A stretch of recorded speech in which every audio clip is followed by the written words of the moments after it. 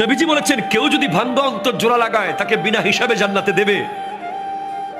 তাহলে কেউ যদি জোড়া অন্তর ভেঙে দেয় সে তো বিনা হিসাবে জাহান্নামে যাবে। সেজন্য আমি ভাবছি আমি কখনো আমার নিজের অজান্তে কারো মন ভাঙলাম কিনা, এই ভয়টা আমি পাচ্ছি। আজকে আমরা একটা সিএনজি ওয়ালাকে ঠাস করে থাপ্পড় মেরে দিই, এটা রিক্সাওয়ালার পট করে কলার ধরে ফেলি, এটা এতিমকে রাস্তাঘাটে ধরে ইনসাল্ট করি, একটা গরিব মানুষকে চেয়ার থেকে নামিয়ে দিই,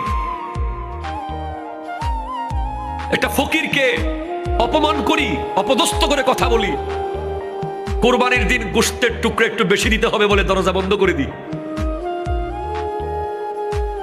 কত অন্তর আমরা ভেঙে দিই, কতজনকে মায়ের বুক থেকে আজ চলে যেতে বাধ্য করেছি আমরা,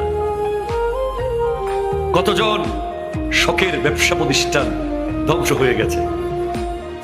এখনো হয়েছে, তখনও হয়েছে, যখনই হয়েছে। যেখানেই যার অন্তর ভেঙেছেন, অন্তর ভাঙা এটা অনেক কঠিন একটা ভয়ঙ্কর গুনাহের কাজ।